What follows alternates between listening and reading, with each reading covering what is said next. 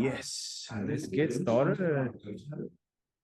All right, everyone. So welcome and welcome to for joining us the meet and greet with the Japan directors and mentors and the alumni meetup. So this is a casual small meetup that online we hop on the Zoom call and hang out, and then you can ask any questions you want after finishing our entry, and after we finish the small fireside style panel with some of the alumni here.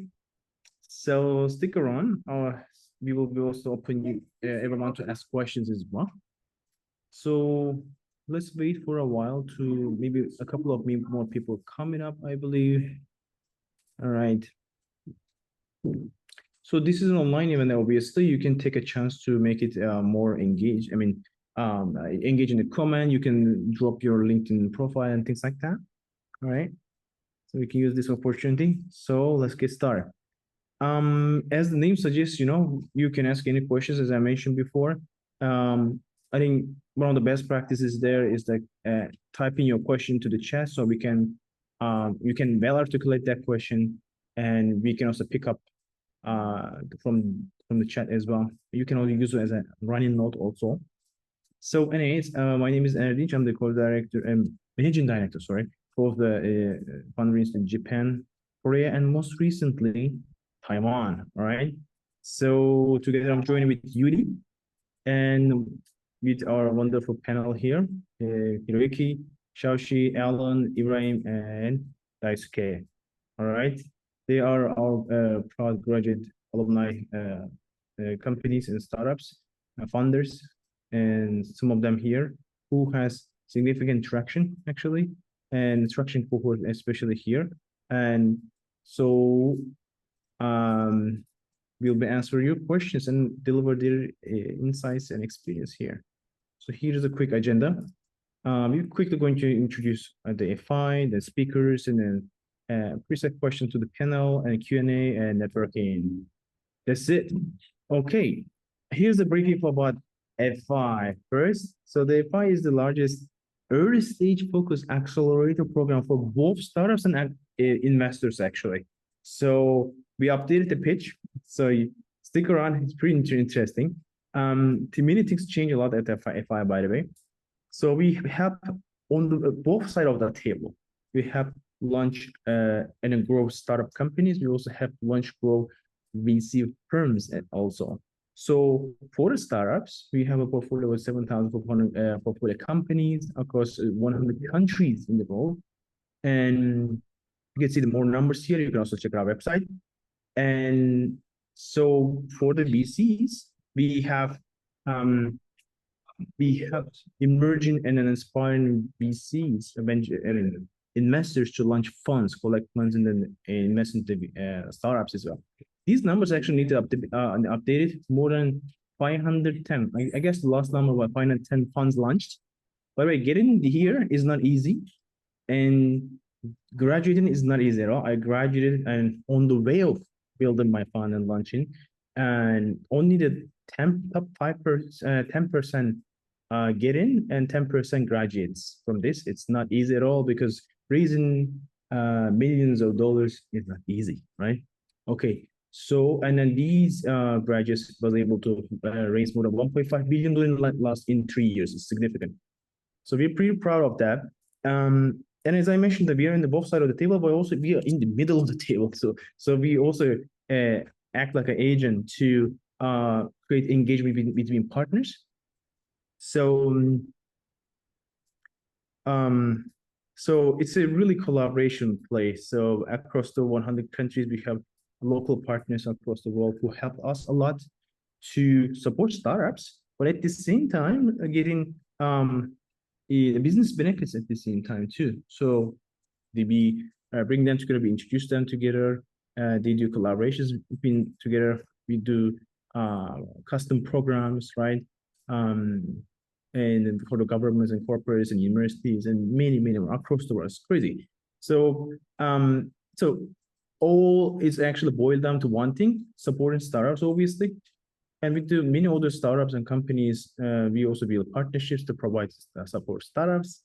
So why we're doing this? So ecosystem building activities is such an important thing because some of the countries that we go don't even have an ecosystem. I mean, either the country, the economy is not that developed, or even the economy developed, the ecosystem is not developed.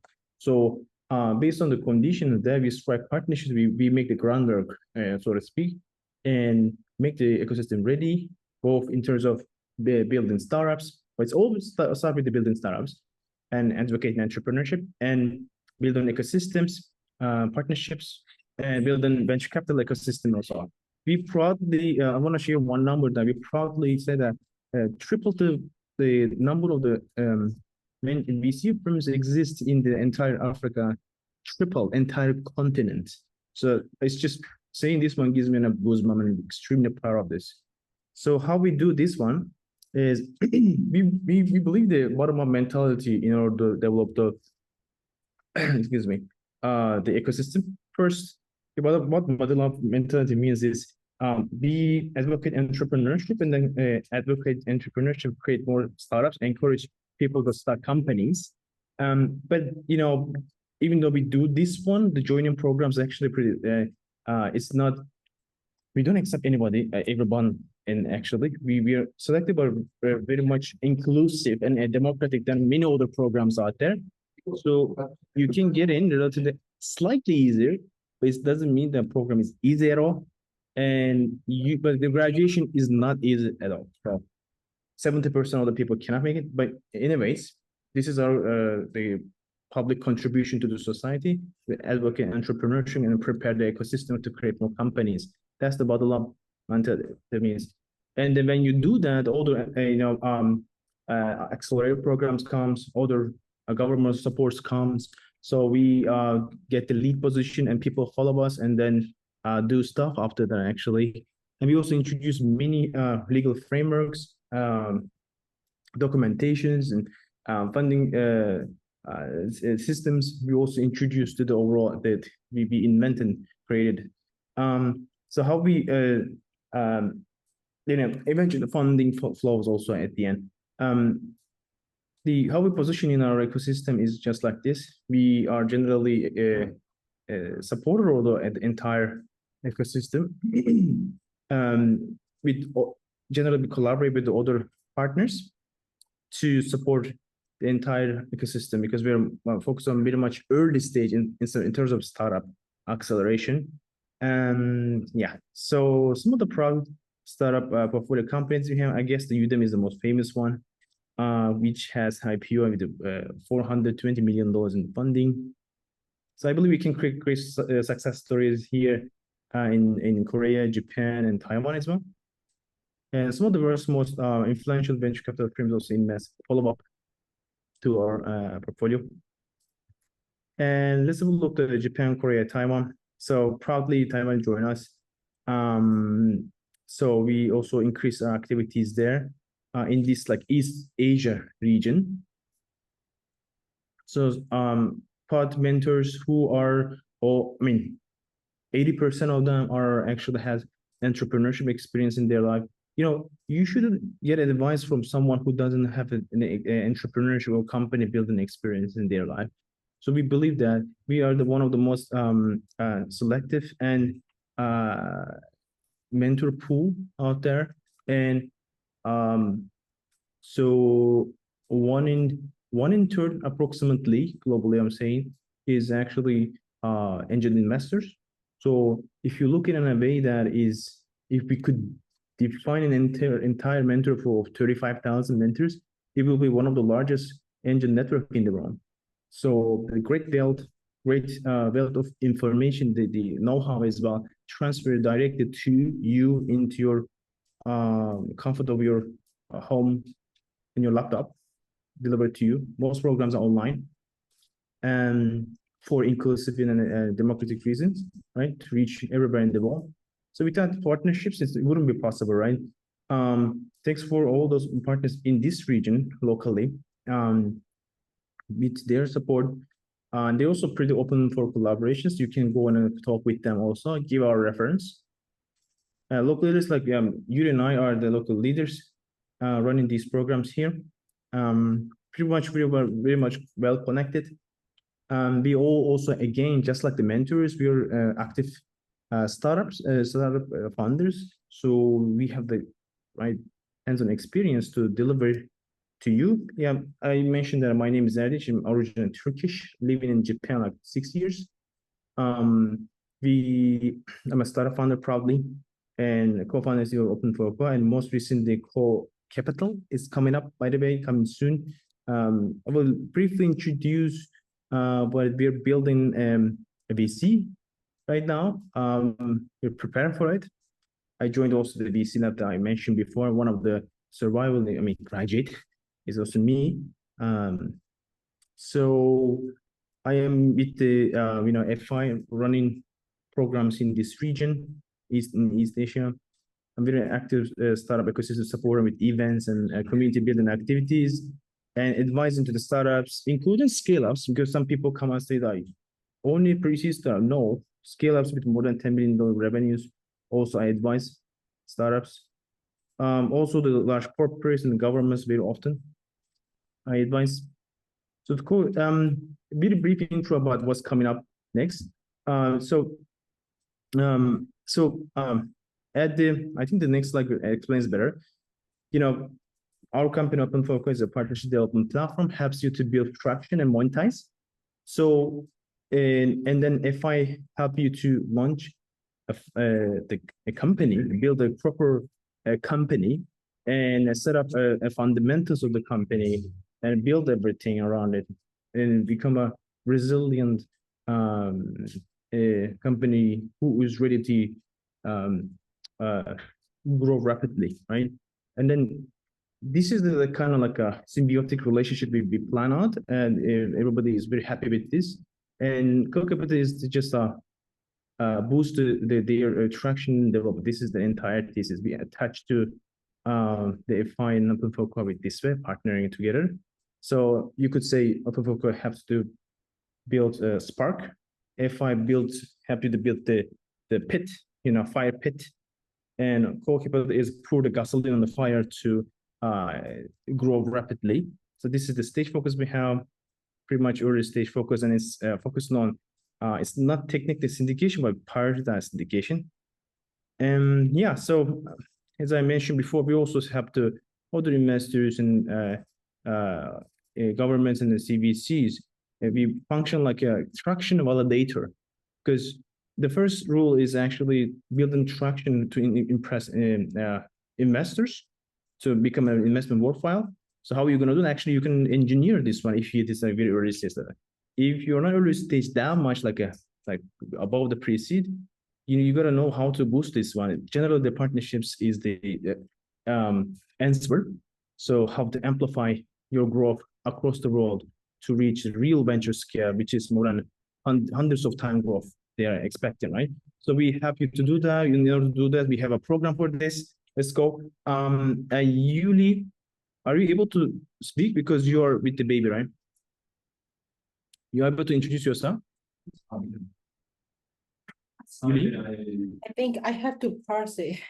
I think you can do it. Real quick one. No? Guys, hi, nice to meet you all. Because here my baby is at home, so I cannot drive fully. Like I have more than 12-year experience in international experience in it, especially in new business development and partnership development and global expansion. I used to be like CEO of the Japanese company for helping the Japanese companies to go global. After that, after I met with the Adage in Silicon Valley, we started the Open for Doco. I become a co-founder, and then I wants to focus to have to the startup mainly.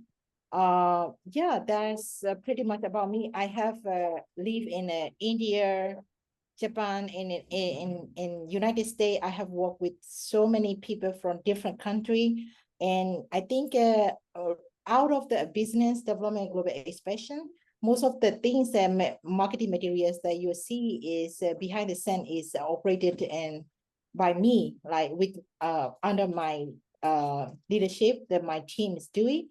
I think those of my knowledge and expertise like I'd like to help you as much as possible. I'm very much passionate to have the startup. Thank you so much.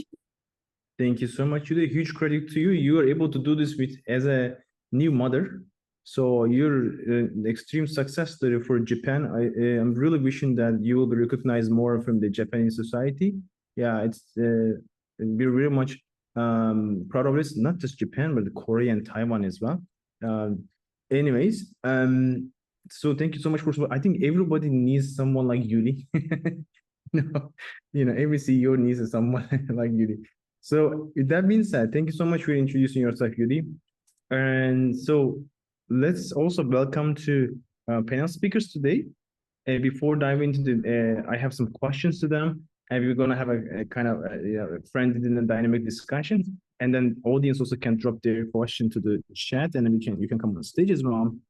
And so let's start with the Anna-san, Hiroyuki. You can come on stage. I will stop sharing screen, and you can give you a minute intro, and including your startup company, and then yeah, we can go over the other people as they say.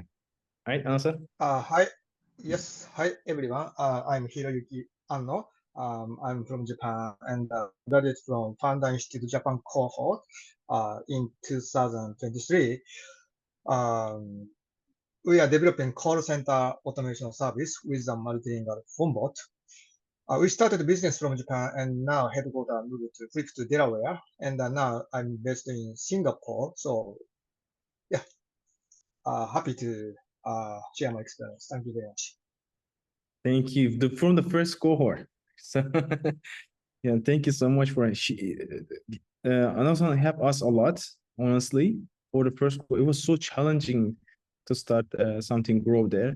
But really appreciate Anna-san. All right.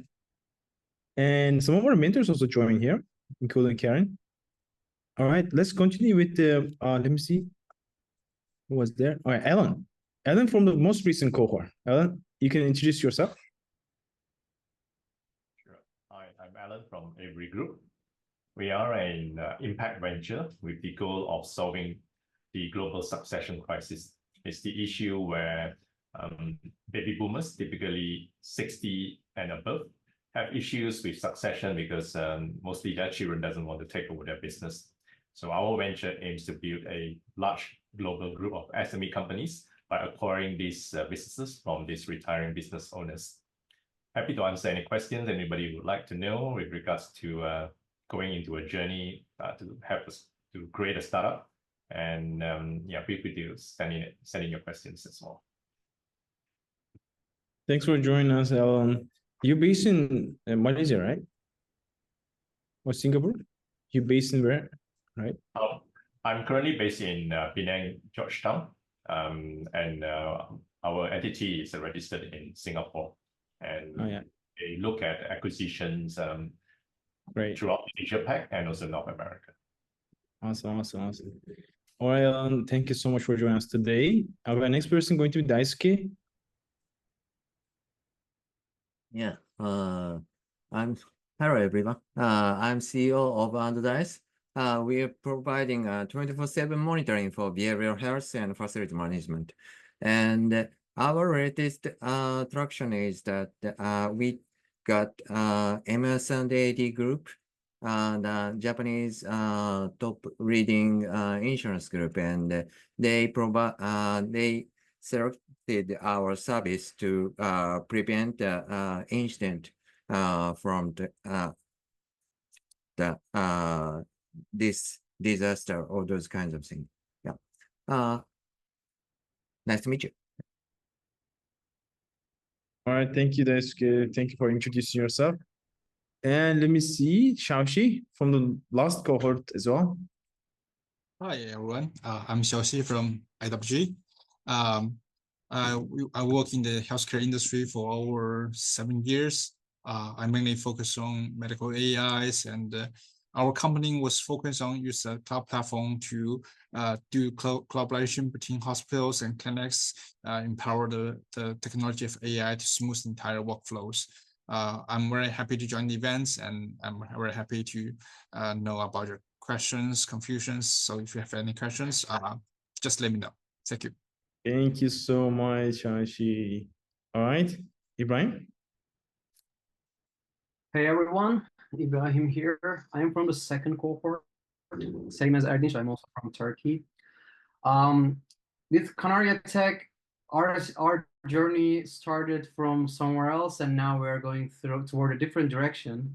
When we joined Founder Institute, and while we were doing our cohort there until graduation, some pivoting was happening. But after graduation, as we moved on with our business, we realized to be able to do what we wanted to do, which was in airport and indoor delivery systems.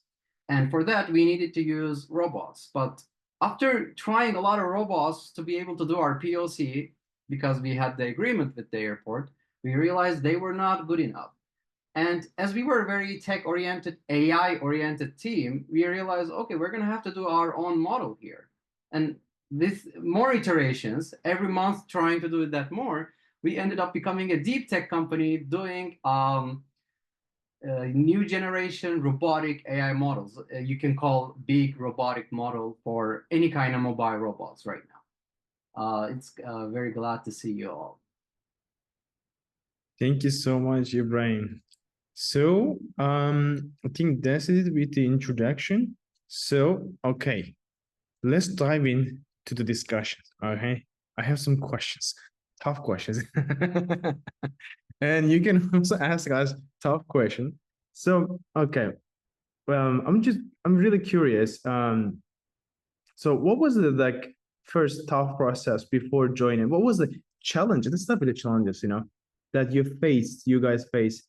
Let's start it from I guess, let's start from the Xiaoshi. What was like a challenge that you faced before the FI? Like, as an entrepreneur, you're based in Tokyo, Japan, right? And you're also probably a foreigner there. What was like, maybe you can say like top one, top three challenge that you face as an entrepreneur? Well, to be honest, like what's not a challenge would be an easier question for us. Like for startups, I have know-how of healthcare industry. I have my dedication. The rest is all challenge.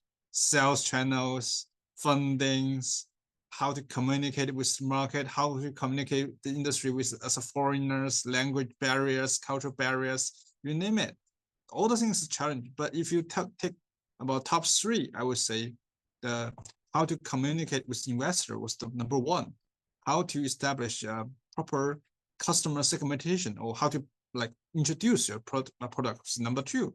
The third one will be how to organize how to manage your team, because we have already have a team when we started, but how to keep the team together was in number three.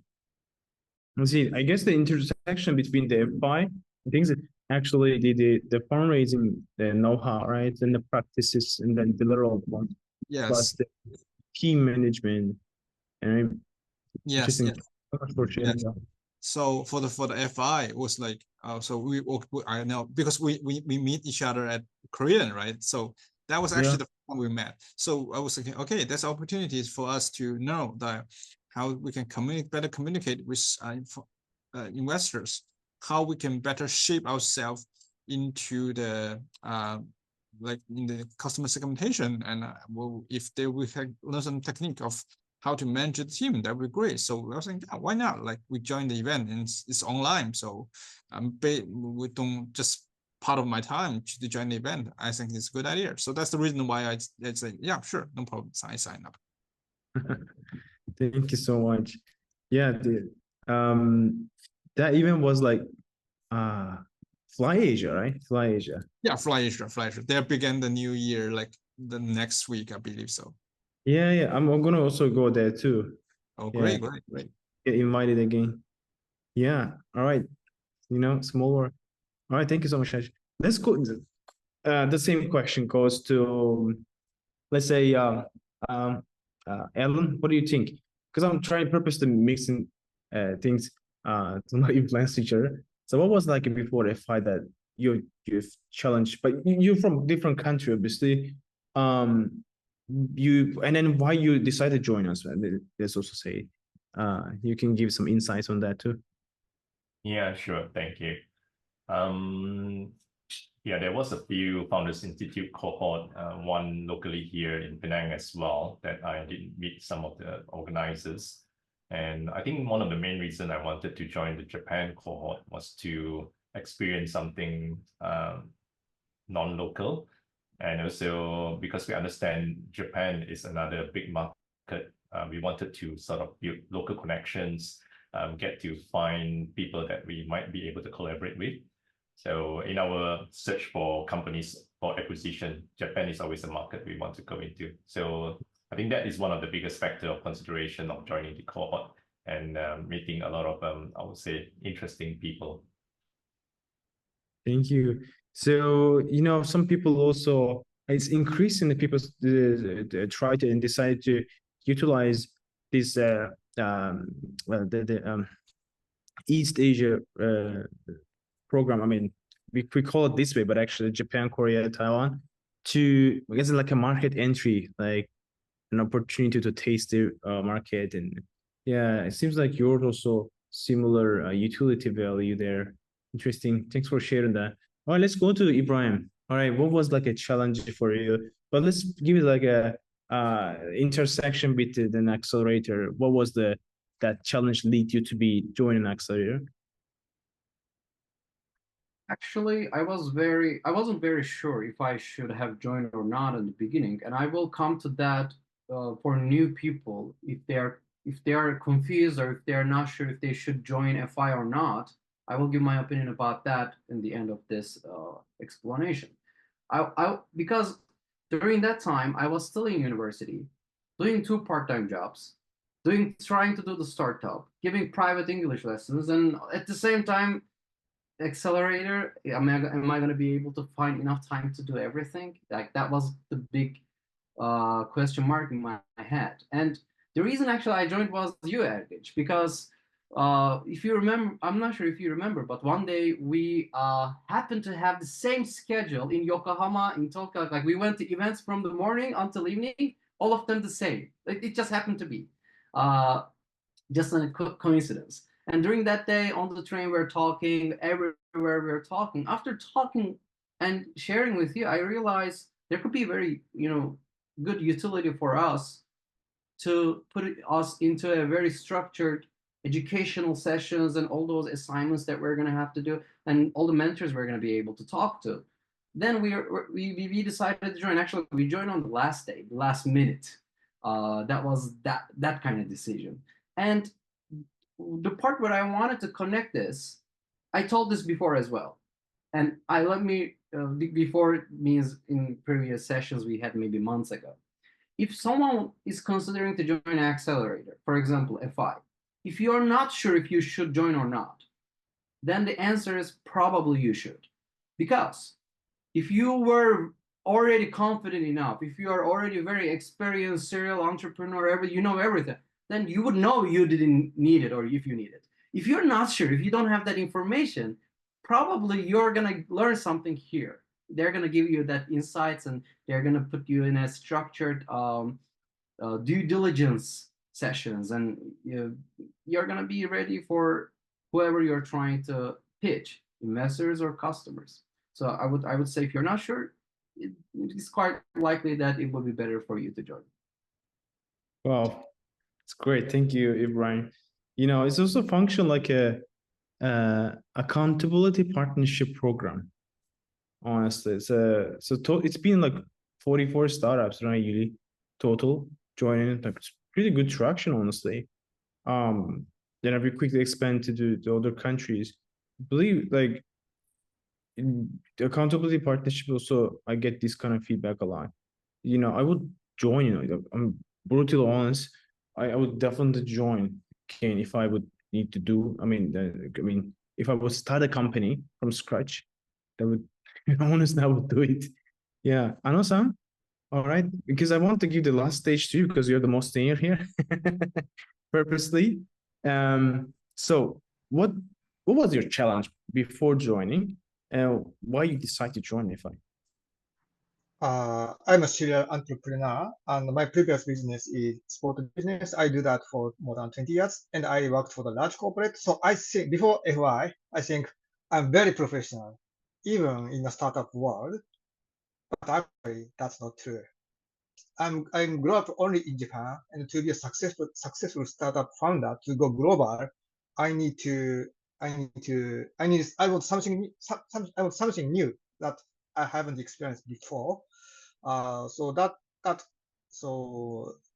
knowledge, if I the structured program, helped me to learn more about how to organize, how to find some startup business or other. So yeah, because of FI, I also often explain like before FI, I'm like driving a car like 60 kilometer per an hour, and after graduation of FI, I'm driving a car more than 200 kilometer an hour in highway, and now we are taking off and operating some propeller Cessna. So like that. So FI really helped me to accelerate my business and also focus the business we are trying to do. Yeah, so it's a super helpful. I see, I see. So I think the next question is very much, it makes sense to start from you, because you also will point out, which is how did you start this idea? You know, what was your thought process? You know, because your story is pretty interesting, Anothan. You know, it's I mean, course yeah. business here, you know. Yes. Like I mentioned, my previous business is sport business, like a marathon event organizer. So someday I found that many people call to my event office just to ask about, do you have a marathon event tomorrow? Because it is going to rain. So I got a lot of repetitive questions, but I'm very super busy to prepare the event for the next day. So I need to automate such calls because I'm majored in AI, and I'm so sure I can develop such a software to automate incoming calls. And I did that. And now we are helping as a company, like a startup, and we fully pivot the business from sports business to Cohort business, B2B SaaS business. So that's some background story why I started this business. That, in short, to help me, I started this business for the first time. Now we are helping other. So that's a story. So you encounter a problem, like a doctor facing a problem of their patients, and also it is it's your own problem too. So and then you had unique insights and experience in there, right? And then you come up with solutions. Really interesting, and then also perfect. Also align your education and your background. Yeah, that's great. All right. How was the order from I think Ibrahim, like, okay, I will just go backward this way because it's like anyways, there is no particular logic behind, no worries. Edith, I think you didn't ask to the Daisuke, right? Yeah, Daisuke, no, the same question. Okay, let's go to the Daisuke. The second cohort goes to, and how was how did you come up with this idea? What was the unique challenge that you problem that you faced, and then what was it for you? The pitch. Yeah, the preparing the pitch is always the challenge for me. Yeah, but if I before I joined to or belong to the Founder Institute, I belong to the Skydeck, and one of the mentor told me that Daisuke, you are not a native, so you have to train 100 times more. So the native, if the native people can, you know, make the 1 minute pitch without any training, 3 or 5 minutes training is enough for the native people. We have to train almost Right. without sleep. So, but anyway, the yeah. real question is actually, how did you come up with the idea, the current idea? Yeah, that is build and talk to the customer, and that iteration gives us the idea. No, how did you come up with your idea? The startup idea? Or, Yeah, your own idea. Edice, how did you start? How did you come up with this idea? yeah, when my vision is that we are going to the autonomous nav era or autonomous nav generation, I believe. Now we are using smartwatch and any other IoT systems. So I think more sensors are built into this world. I I believe, but I think everybody uh, who is attending this, who are attending this meeting, does not command, hey, beat 20 times per minute, or to the heart or the lung. And those kinds of things are, everything is run by the autonomous nerve. So this society also needs the AI like autonomous nerve. That is my idea. And yeah, the reason why I hit upon that idea is that I was I had been Android and iPhone application engineer, and also artificial data scientist, and I I did a job with the NTT Data, and they had a plan to provide the diagnosis system for the doctors and co-medicals. But for my opinion, to input data by the smartphone application gives the very big churn rate.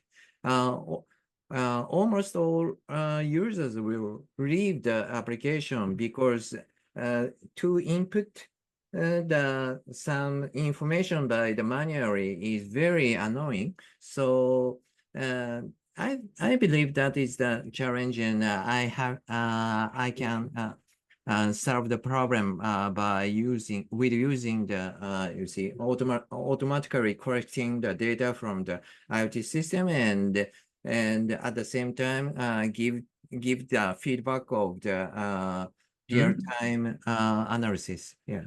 I see. Okay, thank you so much, Yeah. Daisuke. Yuli, you want to say something? Right. I'm okay now. Yeah, cool. Oh, I see. So thank you. And as a summary, actually, Daisuke had when his own professional, like he's experienced this issue, and actually he develops as a consulting practice for an enterprise, and then come up with a product idea for Indian consumers, actually. So a pretty interesting story, actually. Anyways, thank you so much, Daisuke, for sharing. So let's go to the second cohort, continue with the second cohort. Ibrahim, how did you come up with the idea? And how did you come up with the current? Actually, you explained already how did you pivot to the current idea? Yeah. How did you come Yeah, up with the airport idea?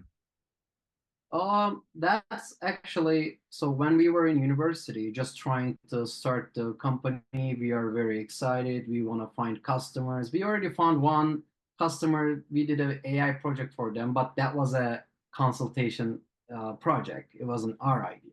Then we were trying to find our next customer, whom we can do something together. Then we run into one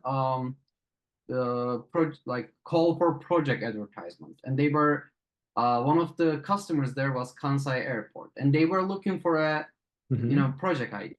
And through that we applied. We couldn't get in actually from there, but that kind of made us very frustrated. Like, we had a very big, very good idea. It was an airport delivery business, but it was something else. But with that, I started to search. Maybe these people were not the right people for listening to my idea. I need someone who's more powerful. And then through my contacts, I found someone who knew the Bucho, one of the managers from one of the departments in Kansai airport. I met with him, explained the idea, and he liked the idea, and that's how we entered in the airport side. And through iterations, through going there, what we could do, what we cannot do, talking about them, we realized, we can start with in airport delivery business where we could expand into indoor delivery business, indoor logistic services. That's how we were going for the airport side. And through that, robotics, because we are going to need robots, robotics entered into equation, and that's how we ended up with our current situation, where we are developing robotic AI models. I see. Thanks for sharing, Brian. Interesting. All right, the current cohort. All right, Ellen, how did you come up with this idea? I think I had this idea because I was in the M&A field for quite a long time. And one of the reasons why I wanted to join FI was to figure out how to execute a proper fundraise, which is one of my biggest weakness. So my course of journey through FI definitely exposed me to a lot of startup, I would say, knowledge that I didn't experience despite having gone to business schools. So what they teach us in academia is very different from the startup knowledge that I experienced doing a program like FI. So I think that's one of the biggest takeaway, and that knowledge, and I would say experience going through startups, is totally different compared to even the many years of business experience as a serial entrepreneur that I've had. And I'm able to take this startup knowledge to apply to those SMEs that we are aiming to acquire in order to help these SMEs as well accelerate and grow, like having a startup mindset. So that's something I really appreciate going through this program. Yeah, I see. It's great. Thank you so much, Alan. How about Shashi? Yes. So when in my previous job, I worked for the AI medical companies. So I go to hospitals. I try to connect our AI solution to the hospitals, and we ask them to provide us the medical data. And the doctor actually bring a CD to me, say, "Hey, this is our data." And I was like, I would freak out because like we don't have CD rooms to connect the CDs. And so I realized that the IT system, the medical IT system, has a lot of flaws here in Japan and also in the rest of the world. So in order to connect to the advanced technology like AIs, the infrastructure need update. So we decided, hey, you know what, like we can do that. So we built a cloud platform to do the update for the clinics and the hospitals. I see. It's great. I think only us remaining for how we started our idea, the open protocol, is like it's actually also pretty interesting. We really like getting traction before even a product. Honestly, as a ideology, if I the same, open protocol the same, you can achieve traction before. What we did is actually, I was extremely desperate in the Silicon Valley. I was bankrupt, literally bankrupt, like financially bankrupt, minus. And what happens, like we put the idea into the consulting practice out of desperation. But it worked well, honestly. So it was just like what I can do, at least I was thinking, I can ask people what kind of people that you want to meet, because I was in a kind of Asian and Japanese community share house, and people say me, I want to be this kind of people. Okay, so would you I can go and search for it, bring it to you, and make a meeting with you. Okay, would you pay in a kind of small retainer? It's just putting gasoline onto the tank to just go and search, that kind of mindset. Yes, and then would you be paying something like success fee? Oh yeah, why not? If you can success, okay. So that worked well as a consultant. And then what we did is, hey, we need kind of database in order to see the pattern. So I was asking, like, that's why the open protocol, the name is coming from. We say people, like, I need to find something that people gonna need to say yes, 100%. So you come and say, hey, would you like, are you open for collaborations to be the companies that this type of people, like, literally about to say yes. I was going to events and I'm building a database, literally spreadsheet and a VIX. Our first website built in 5 minutes. Yes, in 5 minutes. Simple landing page says that, hey, if you're open for a collaboration, drop your email here. We will let you know if there is something match with you. Because there is no harm for them to say no. And then become the hundreds of companies because instead of collected business card. And we also will make the outreach campaign. Then it become a product and a consultant also grow together. And it become a training right now. The training plus SaaS become like this. It's going well. Now we're not pivoting actually. We are also building a VC on the top. So what we start to see, some people are doing great job. Why not funding them? Both F5 and Core funnel. It's actually going. It's not like a traditional VC backed business, honestly. So it doesn't have to be a slow grow. Actually, doesn't matter. It's okay. It's growing and very much profitable, which is fine. Why not, right? But we could invest in the venture backed businesses and then take a part of their growth too, and then support them with the partnership and sales. Why not? So that's the why I want to add. All right, I think this is a small room, we can also prioritize questions. I have one last question before asking that to the audience. Audience also can introduce themselves, by the way, since it's very, very small. So I think we covered the most important things here. But you can brutally honest with us. How was your journey during the FI program? Because this is kind of like a feedback session. And could you tell me, like, let's start from going back, Ano-san, like, how was your experience overall? Sorry for the noise, but how was your experience overall inside of the FI? What was challenging? What was ease for you? What was beneficial for you? Any feedback? Yes, I grew up in Japan, so I'm not good at speaking English. Of course, needless to say, elevator pitch in English is super challenging. I started from my life story and pitch from it at the beginning. So my pitch skills totally improved quite a lot. And I'm a finalist of Singapore FinTech Festival last year. So I'm very successful because of FI. And now I'm applying to many international pitch events. And yeah, I really appreciate what FI gives to me. And also there is another point. There's some post program. Many accelerators in Japan do not have post program. But in the case of FI, there is some additional post program for the alumni. So it's good. It's funding that, right? So I think because of the noise, I guess you couldn't hear. What was the most challenging thing for you during the challenge is pitch in English because I grew up in Japan and then not that's the thing. I got the question. Okay, yeah, because there were people just cross very much noisy. I couldn't hear. Sorry. Yeah. I mean, a lot of people in Japan utilize it this way. I mean, across the world, actually, if it is a non-English speaking country, in order to build a global company, you gotta speak English, right? So, we also function that not only functionality, not only the attribute, but its functions that way. Noah was actually a native, right? Ibrahim, you're not native, right? Shaoxi, you're not in English. I mean, native means so actually we have something common here. Me too. Anyways, thank you so much for sharing. All right. We're going with the seniors. I mean, the first cohort, the second cohort, and Daisuke. In a couple of words, shortly, could you tell us what was the most challenging thing for the FI program during the FI program?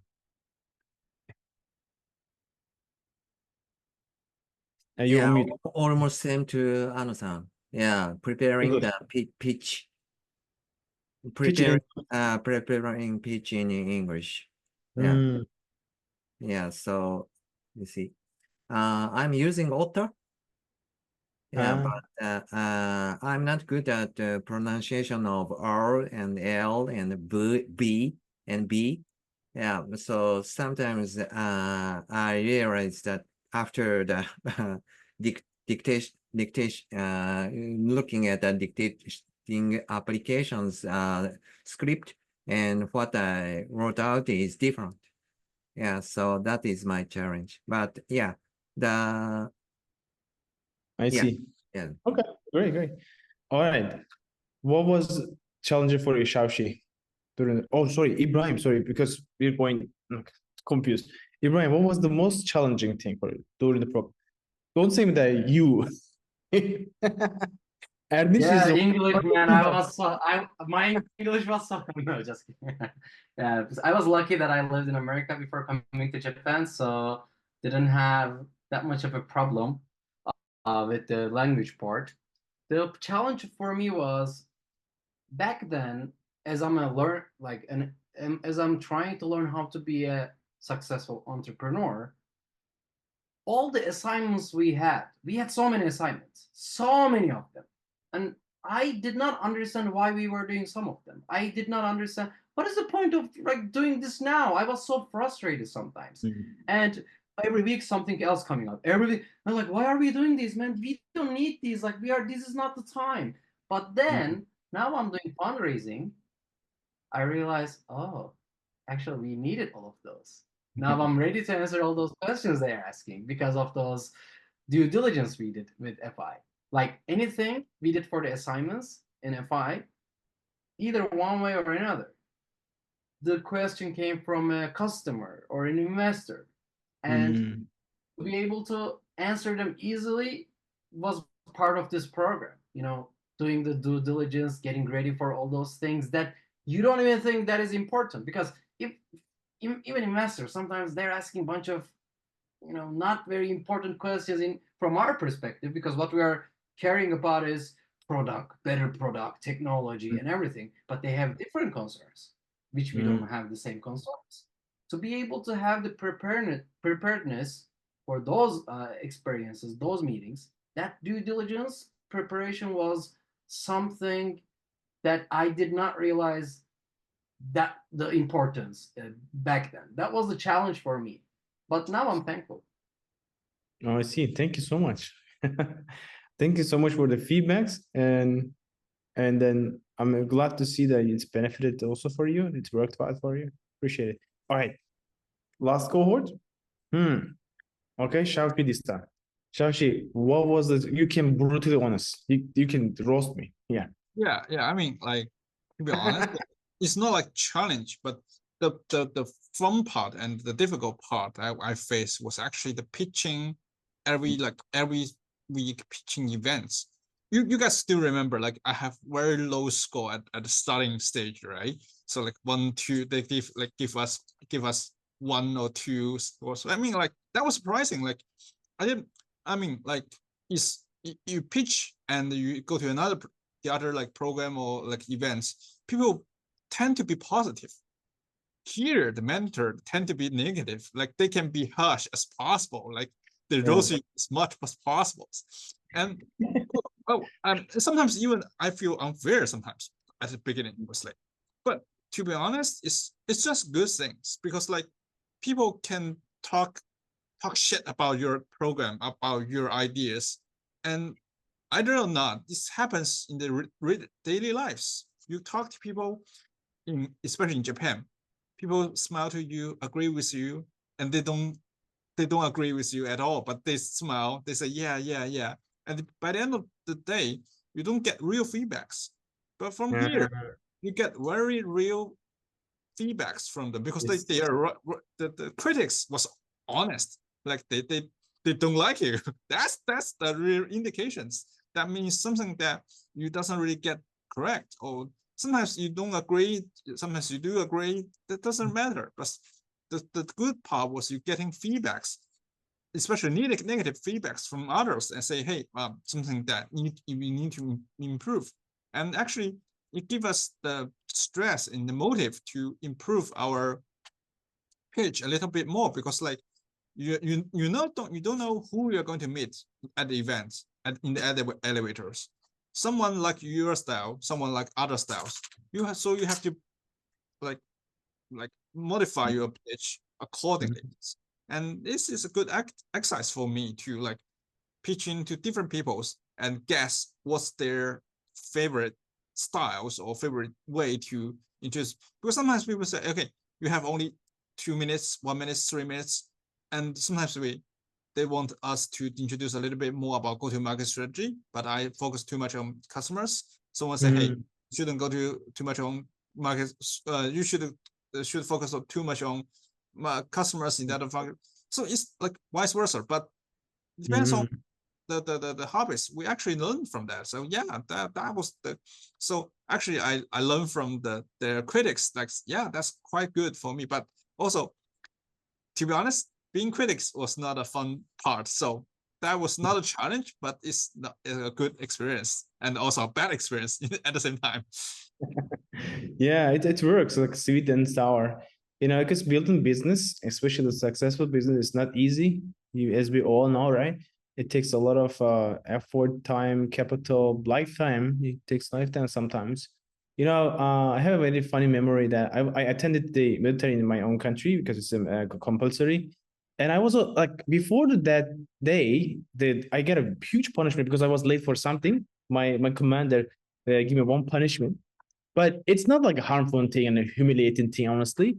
He asked us to make the chest press like 100 times in front of like hundreds of people. It was like efficient, but actually it's not that bad, right? So that day, after that day, I never become late anymore for anything. I mean, I still here and there, but I feel so bad. So we are like actually technically like a military training program because same amount of importance it has. So building a business, hiring people, creating great technology, great product and services for the customers, making the world a better place. So those are actually shouldn't be easy, and sometimes actually it's not that fun. Entrepreneurship is actually sometimes most of the time is fun. I'm still having like anxiety attacks every night. You know, financial stress, legal stress, the customer stress, partner stress. And it's all about working with the people like face to face all the time, right? So anything is a stress, especially sales is one of the most stressful thing out there. And fundraising too, because it's also sales technically, right? But yeah, I mean, just like the going gym, you know, it's sore and pain in the gym, but it's growing, you're shaping, you know, healthy, right? Yeah, I just want to share that. All right, thanks, Shashi, and but thanks for the feedback, Ola. All right, audience, I'm going to just you give a chance to introduce yourself too, and I'm only going to lastly ask the Ellen, and then we can also a little bit more relaxed conversation and any topic you want to talk, ask, we can ask to the audience and each other too. Ellen, so honest feedback, quick one. What was you can be honest, you know, what was the most painful thing for you in the program? I think I echo a lot of what CLC was saying. I could elaborate on especially the weekly pitching thing, which was a very difficult or bitter medicine that we have to go through. It was quite bad in one of those presentation, I think somewhere in the middle. I started off with very, very low ranking as well. Very glad that at the end, those, I would say, results improved. I clearly particularly remember one of the middle section where I had to wait almost more than an hour, remember. I'm not sure, it was almost 2 hours before my turn to pitch. And that waiting moment, those things that going around my head, what I wanted to say, I did manage to go through the pitch presentation after that.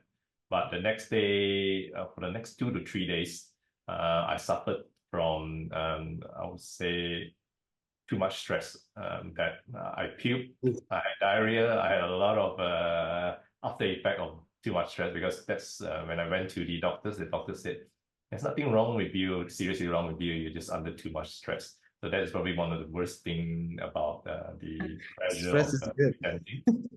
And I think for me, the other big challenge was managing and juggling between a few key responsibilities, which is I have a young family with 2 young kids. Any parent that has young kids know that raising kids is undeniably the most difficult responsibility in life, or the most challenging things in life. I would say Founders Institute is also another challenging venture where there's a lot of demands, deliverables. managing two of that, plus managing the ongoing building of the venture. So there were the three key projects that I have to juggle. That was a big challenge for me.